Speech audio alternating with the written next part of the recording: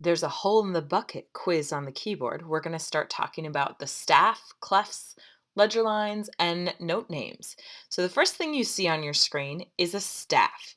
That is the foundation upon which notes are drawn.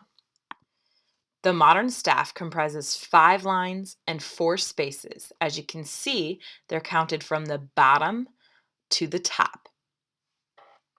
Each line or space on the staff represents a white key on your keyboard. So you just got done playing on the black keys, and now you're going to move to playing on the white keys.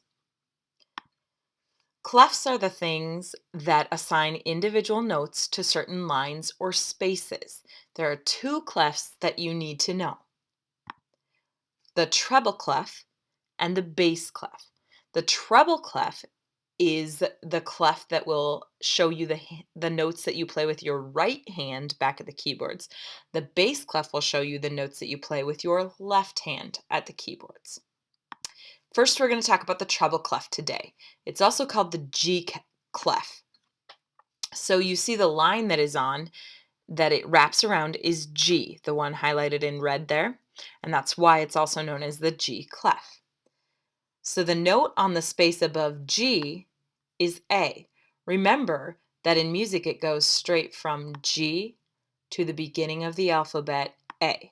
So the musical alphabet is just A, B, C, D, E, F, G, A, B, C, D, E, F, G, and it continues on and on.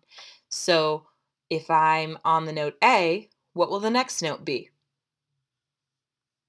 I hope you answered B. The process just continues. So notice that you see A, B, C, D, E, F, G, and it goes on and on. Uh-oh, we ran out of spaces, so what happens now? Well, there are these things called ledger lines, and they fix our dilemma. A ledger line is a small line that extends the staff when we run out of room. So you just draw an extra line, and then you can place the A on that line. Now, let's look at the bass clef, also known as the F clef. I bet you can guess why. If you look at the lines in between the 2 dots, that is F, of course. Now, knowing what you know about the alphabet and how it just goes in order, you can fill in the rest of the staff with notes, right? Of course. So we go from F to G, and then remember the alphabet starts over at A. And if we work backwards, you'll notice that you go A, this one is G, F, E, D, C, B, A, and G.